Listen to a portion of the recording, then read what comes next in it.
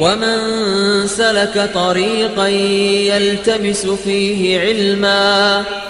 Bismillah ar-Rahman ar-Rahim. Alhamdulillahi Rabbil Alameen. Wa la aqibatu lil muttaqeen. Wa sallallahu wa sallim ala nabiyyina Muhammad wa ala alihi wa sahbihi ajma'een. Welcome to the Kam Eissa Madeenah podcast, videocast, whatever you want to call it. This is basically a show where myself and Isa, who are both students in the Islamic University of Madeenah, we're both in the faculty of Sharia, we'll be discussing a number of topics, and we'll inshallah be talking about everything from a ilm or from a knowledge point of view, and also from a non-knowledge point of view, sometimes from our own viewpoint. The purpose of the show, first and foremost, is to encourage people to seek knowledge. As the Prophet ﷺ said, whoever treads a path of knowledge, Allah subhanahu wa ta'ala will make easy for him the path to paradise. So that's the first purpose. The second purpose is to explain how to act upon this knowledge that we get. As we know that knowledge that isn't acted upon is not beneficial, and as Allah subhanahu wa ta'ala says in Surah Muhammad chapter 47 in the Quran, فَأْلَمْ أَنَّهُ لَا إِلَهَ إِلَّا اللَّهُ وَاسْتَغْفِرْ لِذَنْبِكَ. So Allah subhanahu wa ta'ala, He says, فَأْلَمْ, He says, know that there is none worthy of worship except Allah subhanahu wa ta'ala. وَاسْتَغْفِرْ لِذَنْبِكَ. Then seek forgiveness. So first Allah subhanahu wa ta'ala, He mentions know, He mentions seek knowledge, and then He says, وَاسْتَغْفِرْ لِذَنْبِكَ, meaning then do the action. So knowledge followed by action. So inshallah in this podcast we'll be discussing how we can implement the knowledge that we've gained. So a point I wanted to mention was I'm really not a fan of this whole YouTube, here follow me everywhere, or follow us. So it's not about the amount of viewers you get.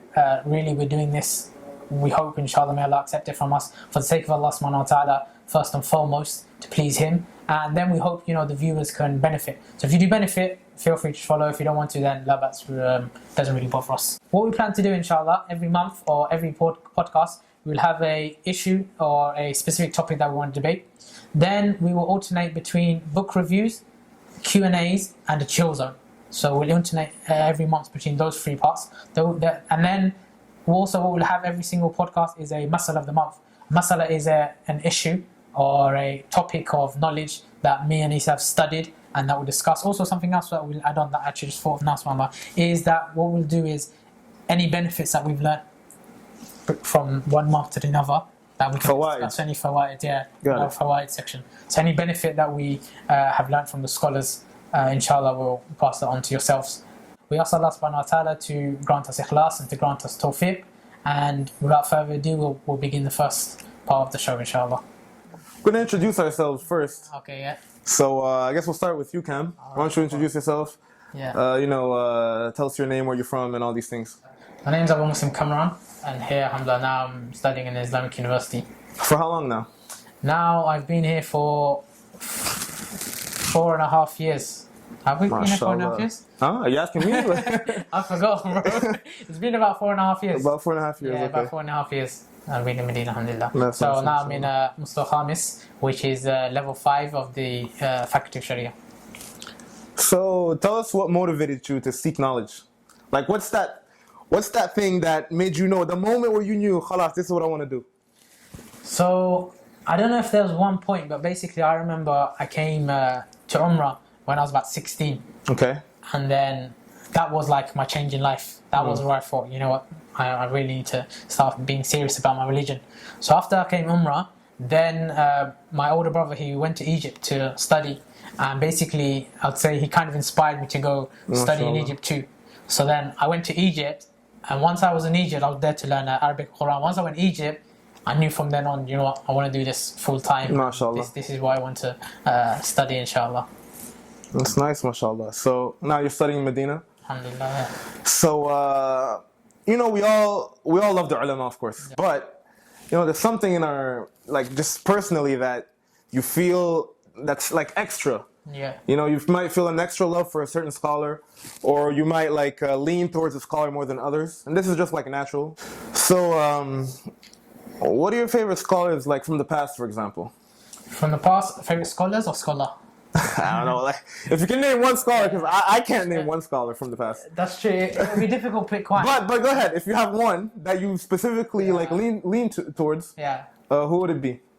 If there was one, I'd probably say it's the student of Ibn Taymiyyah, Shaykh Ibn Qayyim al-Jawziyya, rahimahullah. MashaAllah. I'd say Rahimahullah, yeah, he yeah. was probably my favorite scholar MashaAllah. from the Muqaddimeen, because subhanAllah, especially when it comes to Tazkiyatun Nafs, his works are just simply amazing. Amazing, yeah. You might have seen, like, on social media and stuff, a lot of the quotes that you get about the soul and the akhirah and stuff come from him. And his writings, when it comes to that, from that angle, are simply amazing. So Amazing, yeah. he was probably one of my favorites. But also, I have to give an honourable mention to Imam Ahmed. He was one of my favorites. Imam Nawawi. Yeah, of course. He's one of my favorites. And also the other three madhahib, so Imam Abu Hanifa, Imam Shafi, Imam Malik. Those are the ones that come to mind. Oh, that's good. So, okay, so those are like the past scholars. Yeah. What else scholars from our times, dead or alive? From our times, in recent times, Yeah. I'd have to say, head and shoulders above everyone else for me is Sheikh Muhammad ibn Salih al-Uthaymeen. MashaAllah. He was rahimahullah. He was probably my favorite scholar. Definitely a big scholar. Yeah. Subhanallah, he was a bahr of knowledge. Yeah, did a lot of work for the ummah as well. Yeah, a lot of, even when you see up until now, Books are still coming out, right? Books are still coming out. Yeah, Allah Ajib, They're still releasing books from his. There was one recently, questions and answers from him walking from the dars to his house. Ajib. So on a whole book, just based on question and answers from the masjid to the house. Man. So yeah, he's one of my favorite scholars. Definitely, that makes sense. That makes sense. One thing I gotta ask you, since you're studying Medina and everything, is there like a subject you like particularly? Favorite subject type of thing? I don't have one favorite subject. I'd have to say there's a number. But from them, I have a few. So, okay, let's hear it. Let's hear it. I'd say from my favorite subjects, are probably usul al-fiqh. I like fiqh. No doubt. I like tafsir. And I like hadith. That's like every subject, bro. No, there's still nahu. I know. There's still other subjects in I know. But all like all the good subjects. Yeah, those are my favorite. All right, that's good. Specifically. What about yourself? That makes sense. What are your favorite subjects? I'm gonna have to go with fiqh, hadith. Yeah. Definitely fiqh and hadith. And usul fiqh as well. Oh, I like aqidah. I forgot to mention that. I really like. Oh, okay, yeah, okay. So, nah, to me it's those three subjects. Okay. You can add aqidah, that's like every subject. That's aqidah, usul, and fiqh. Those are my three. Okay, I'm gonna have to put hadith in there. Okay. For me, I really like a hadith, you know. So, on a more personal level, any type of foods you like? I don't know. I have to say, you're from Italy, bro. Probably pasta. Okay. Lasagna, pizza. Okay. Those are probably my favorite. Looks like we're pretty. We have a lot in common on that one. Also, what do you do in your spare time? To be honest, I think any spare time that I get is probably spent with family. And also, I like to play football a lot. So I play football on a regular basis when I can. And also reading books. I guess what I do in my spare time. Your turn now, bro. So, it's my turn, okay. Yeah, let's get these questions. Let's go. Get to know about you, inshallah. Inshallah. Okay. So my name is Eissa. So I'm, half black, half white. Okay, inshallah. And your mother and father, they Muslim? No, I'm the one that reverted to Islam. Okay, and alhamdulillah, they don't have a problem with my reversion. In fact, they've been very supportive. So may Allah guide them. May Allah guide them. Ameen. I mean, inshallah, in the future, maybe we can do a story of how you. Inshallah. So that's it. Just call me Eissa. Okay, so how long have you been in Medina? It's been almost 4 years. Almost 4 years. Almost 4 years, yeah. Yeah. And which level of the? Well, you know it. I'm just like you. For those who don't know, me and Kamran are in the same class. And we've been in the same class for a while now, alhamdulillah. It's been my honor to be your classmate, alhamdulillah. Sharafu li, yeah. So, yeah, it's been about almost 4 years. So you've been here a bit longer than me. Yeah, just slightly. Yeah. So what motivated you to seek knowledge? To me it's very simple, actually.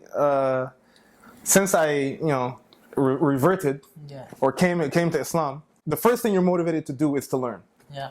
And most people who come to Islam will attest to this. That you have this thirst for knowledge, right? And then you have ups and downs after that. Yeah. But I don't know, you just have this mission that you want to learn everything that you can know about this deen, and because you have this extra motivation because you reverted to Islam, right? Alhamdulillah. Same question to you, bro. Who is your favorite scholar? We'll do it in two parts. So who's your favorite scholar from the Muqaddimeen, from the past, and then your favorite scholar from the contemporaries. Okay. Wow, from the past. Yeah. Okay. We're gonna have to we're gonna have to not include like all the scholars from like the first three generations. Yeah, not including. So like obviously you mentioned the madahib, the imams. Yeah. So you mentioned the imams, Ahmed, Abu Hanifa, Malik, Shafi'i, rahimahumullah. So without including them and all that, to me it's a tough race between Imam al-Dhahabi, Imam Ibn Hajar, and Imam An-Nawawi. Okay. But just like I mentioned, there's this thing in your nafs that just makes you lean towards some more than others. And for me, Imam An-Nawawi wins this one. Okay. For me personally, he's just extra thing. I don't know how you can't really explain it, right? Yeah. You're always leaning towards. You just lean towards him more, and usually when you read their books, right? It's when you read their books, you're like subhanallah, right? You find something that you think, wow, this person is someone you really look up to, someone you follow in their footsteps. Basically, so that's it for me. So Imam An-Nawawi. And the honorable mention to Ibn Hajar and Imam al-Dhahabi and many others. I mean, we love, like we've mentioned, we love all the ulama. Definitely, yeah. And from the contemporaries, I'm going to have to go with Ibn Baz, rahimahullah. And you mentioned Shaykh Ibn Taymiyyah, and again, it's a tough one. Even Shaykh Al-Albani, many others from the contemporaries, even many scholars that are alive today. Okay, let's go away from knowledge and go back to food. Our favorite thing, huh? After knowledge. What's your favorite food? Bro, pasta, homie. Pasta, We have to go with pasta. Full Italian, yeah? Okay, one of these days I'll invite you to my house. My mom makes amazing pasta. Straight from the villages of Italy. I'm going to hold you to that, yeah? Yeah, bro. It's recorded now. Akhi, everybody to see, right? Yeah. Let's move on to the next part of the Q&A. Okay. It is, what is your favorite thing about studying in the university? MashaAllah. Going to class. Yeah. And going to the Haram, the Masjid al-Nabawi. Yeah. Having access to the Haram, the Masjid al-Nabawi, and going to class, especially if it's a subject you really like, that really motivates me a lot. Okay, alhamdulillah. So what about you? For me, likewise, I think the best thing for me is the fact that, alhamdulillah, we're able to live in the city of Rasulullah sallallahu alaihi wasallam. Definitely. This is an opportunity of a lifetime to live in the city itself. The fact that the Prophet sallallahu alaihi wasallam said that one prayer in my masjid is better than 1,000 prayers elsewhere except Masjid al-Haram. So we're able to have this opportunity where we're able to go 5 times a day if we're able to, or at least once a day, to get that reward. And also the Prophet sallallahu alaihi wasallam said that between my house and my mimbar, Baina Bayti wa Mimbari, Rawda min Riyadh al-Jannah, is a garden from the Garden of Paradise. So we're able to do this, alhamdulillah, on a regular basis. And also the university has a lot of benefits where, we can benefit and seek knowledge there. So it's nice that, alhamdulillah, Allah's facilitated it for us, being able to study in university and then go to Masjid Nabawi in the evenings. Obviously, there's debate on whether the Madeenah University curriculum is any good, or not any good, but is the best one out there. They say Imam Saud has a better curriculum, or Al-Qura. But for me, I wouldn't change any of that, just so I'm able to live in the city of Rasulullah sallallahu alaihi wasallam. So even if another university has arguably a better curriculum, they don't have the city of the Prophet sallallahu alaihi wasallam. Don't have the Haram right there. They don't have the Haram. That's it. Khalas. So you could be in Riyadh. You could be Makkah, maybe an exception because they got Masjid Haram obviously. But you could be in Al-Azhar. You could be anywhere in the world. But none of these places got the Haram. None of them got there's not studying in the city of the Prophet sallallahu alaihi wasallam. That is truly a blessing. Yeah, that's it. I think that's the biggest name I've got. Alhamdulillah. That's good. So I have a question now. Yeah. What were your thoughts about living in Saudi in general? Before I came, I had quite a lot of experience because I had come Umrah multiple times before. So I had that experience and I had done Hajj, alhamdulillah, before I came here.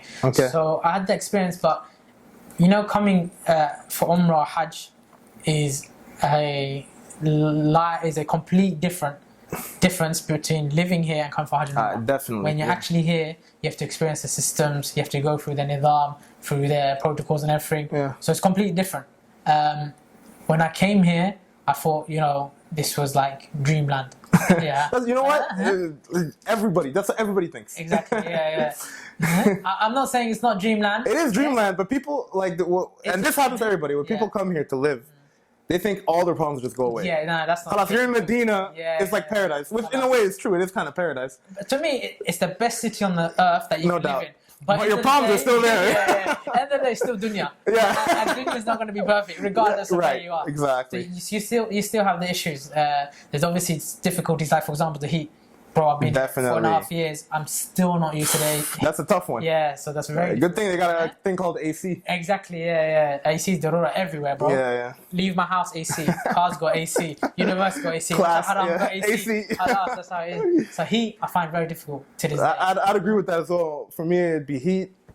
But you know, it's like you can live like it's a good price to pay. I'll pay that price. Yeah, bro. Like I said, the pros far outweigh the cons. Yeah, no doubt. I mean, there are cons, but the pros far outweigh the cons. There's also like other things that I've experienced in Medina that I haven't experienced anywhere else. Definitely, yeah. That could maybe like also be Saudi in general, but I haven't traveled in Saudi that much, though I have. But I've been in Medina most of the time. I don't know if this ever happened to you, but this happened to me about 3 or 4 times maybe.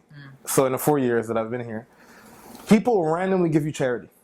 Okay. Like for example, I've been walking after Jummah, left the masjid or whatever. Car just randomly stops by, gives me like juice and water. Oh yeah. I've got That's stuff what I'm like talking that. about. Not money, but not money. No, not money. Yeah, okay. But like food and definitely had that. that's your stuff. Make dua for you and all that. Yeah. There's actually a recent story. That was very funny. Like maybe a week ago, right? I was in Madeenah with my son.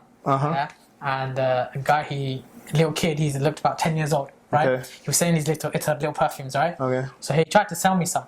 So I was telling him, no, I've got enough, I don't want any more, So he says to me, may Allah grant you 3 more wives. So when I heard that, man, I was like, how can I say no to this guy? Yeah, that's true. So, it's all like, deen is rooted within their culture. This is one of the good things. Like, even this I noticed in Saudi as well. Even those who don't seem that religious, right? They'll pray.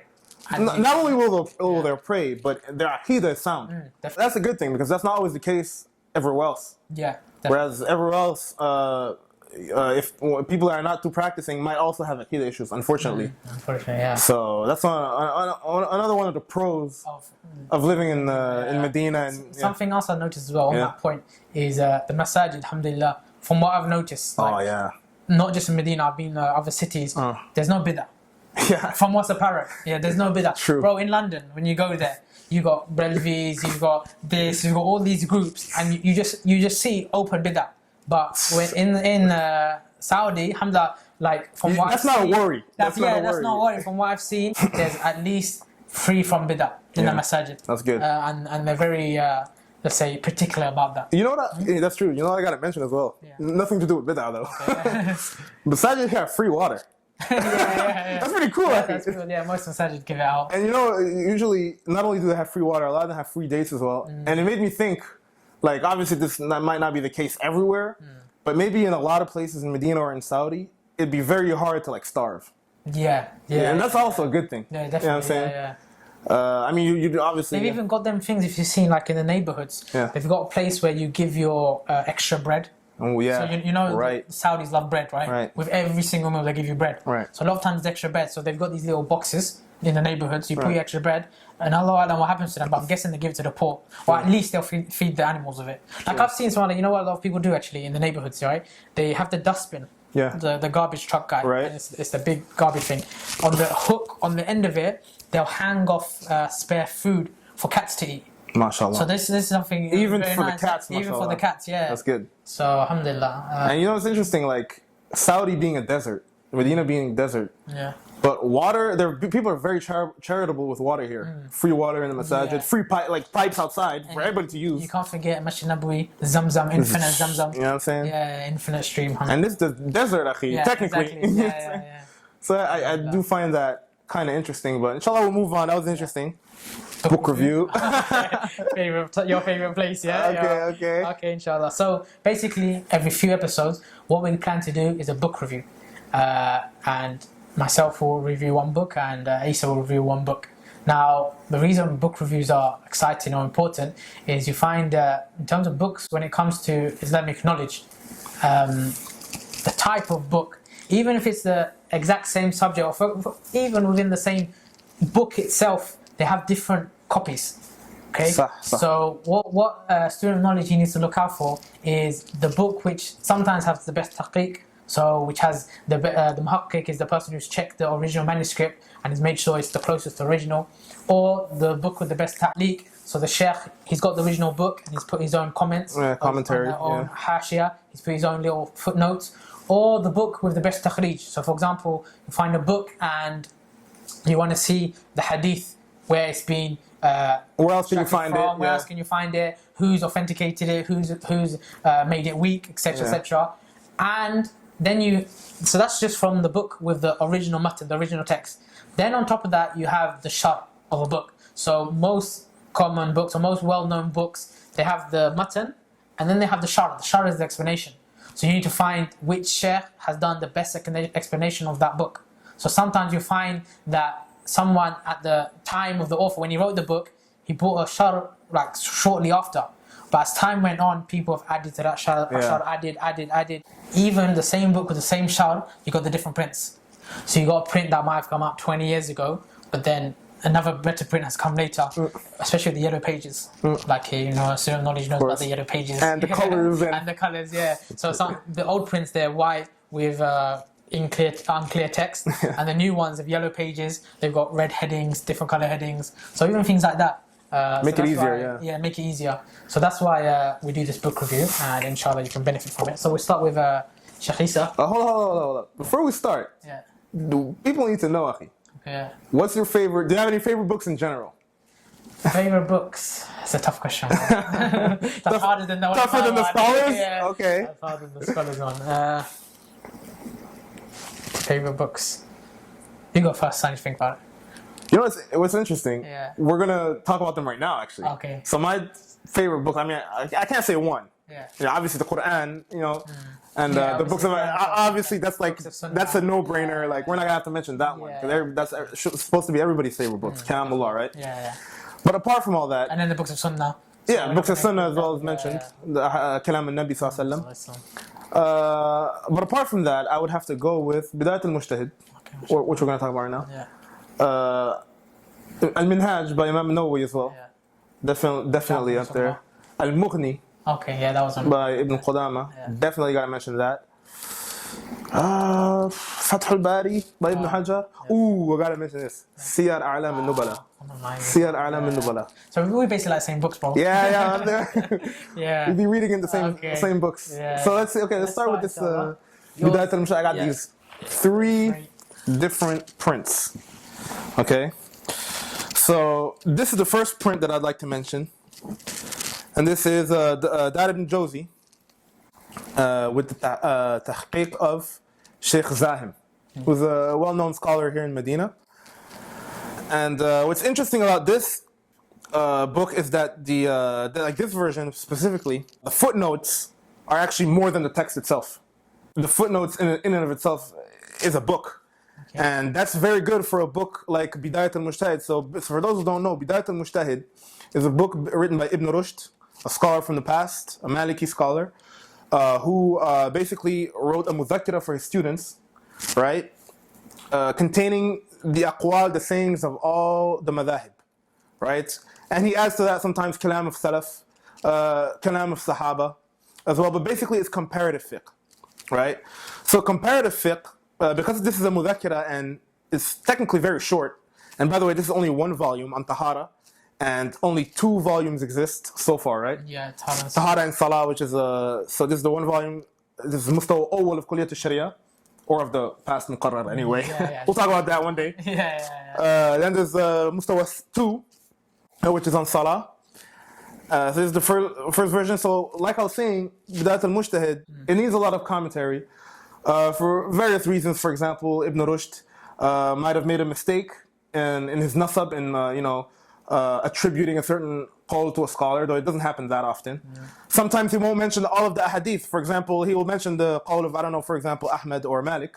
Won't mention all of their dalils, right? He'll mention, okay, they said this one hadith, khalas. Yeah. But in reality, they brought much more hadith or ayat or other proofs to like strengthen their position, right? So he won't mention everything. It's too much to mention. So Zahim, what he does is he mentions in the footnote anything that Ibn Rushd might have not mentioned or might have not have time or space to mention. So like we said, only 2 volumes exist, but if you want to start off with the book, I would really recommend, it's basically a sharh, it's basically an explanation. Exactly. So this is what I would recommend if you start off. Obviously this is not the whole book, it's only 2 volumes. Yeah, you put this one away, okay. Second version, and this is, subhanAllah, this is Bidayatul-Mujtahid, all of it in 1 volume. So it's kind of crazy because that one is the same size as this one. Yeah, and this is the pure text. And this is just the text, without almost no commentary. Basically no commentary, a little bit of takhrij. This is actually the one you're using right now to study in school. I prefer to carry 1 book. Yeah, he likes to carry 1 book. Rather than multiple volumes. So, as you can see, this is the one version, and this is Muassasat al-Risala. Okay, which is all, Dar ibn Jawzi and Muassasat al-Risala are very well-known editions, prints, publishers, Especially Dar ibn Jawzi usually has the best prints in majority of books. Definitely. In terms of the quality. Definitely, so one of my favorite books. So that's the version Kamran uses in class, and I'm right next to him with this version. And this is in 4 volumes. As you can see here, it says 3, so this is the 3rd volume. It's actually the one we're studying right now. 4 volumes, meaning 4 years of study in Kulliyat al-Sharia. So 1 whole volume equals 1 year in reality. That's a benefit of it is a benefit. You can it is a benefit. Has its own. Basically, and once I'm done with the year, I take it home. And you put all your notes inside of here. So this is pretty standard, white pages, black text, but very clear. The footnotes are good. Obviously not as good as Zahim's, but still pretty good. This is the footnotes of Al-Hamawi. And yeah, this is Dar ibn Hazm. So this is, after Zahim, I would say this is my favorite version. Other versions exist, but there's so many versions now of Bidayatul-Mujtahid. Yeah. But I would definitely recommend this one if you're going to do the whole book. Okay. Because it also has space for notes. Kamran unfortunately does not have that much space for notes. I tried to use it once. Originally, sir? I did. I brought it. There was no space for notes. Yeah. What Kamran does is put on a separate paper. Right. You have a separate book for notes. Yeah. So that's basically it. Definitely anybody who's serious about studying fiqh, Islamic law, jurisprudence, and who wants to look at the other madhahib and what they say instead of following just one madhab, then you should definitely have a look at Bidayatul-Mujtahid. It's a must. What about your book now? One of my favorite books as well. Yeah. Okay, the book I chose to review, or I chosen, is Sahih Muslim by Imam An-Nawawi. So the full name of the book is Al-Minhaj fi Sharh Sahih Muslim ibn Hajjaj. So this book is basically an explanation of the Sahih of Imam Muslim.